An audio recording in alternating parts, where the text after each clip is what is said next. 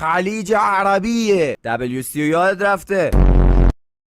بابایی بیایی من اذیت میکنه. سلام چی شده؟ یه چیزی بهش بگو دیگه، همش میگه خلیج فارس. آقا اصلا من اسمشو میذارم خلیج عربی، همینی که هست. ببخشید شما ترامپ هم دیگه رئیس جمهور آمریکا. بهت یاد ندادن وقتی دو نفر دارن حرف میزنن یه سرخپوست نمیاد دخالت کنه؟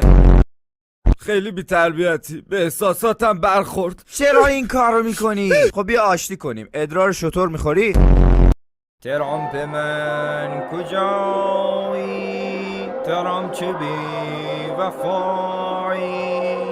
خلیج پرشین رو ندادن و شدیم همه ایرانیا هم پشت هم از دم نشد که ما بگیریم خلیج فارسیشونو.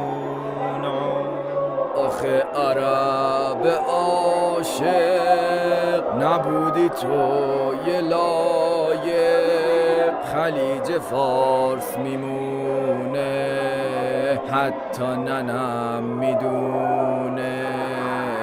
داریم با بچه ها میریم عربین گلف، میای؟ آها بالاخره اسم درستشو گفتی، عربین گلف. چی داری میگی؟ میای یا نه؟ بله که میام. شما برین من مایومو بیارم خودم میام.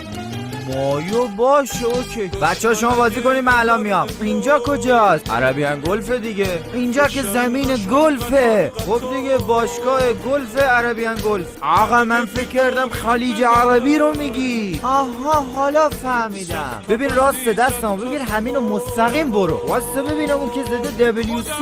مگه نمیدونی چیو؟ ما تو ایران به دستشویمون میگیم خلیج عربی.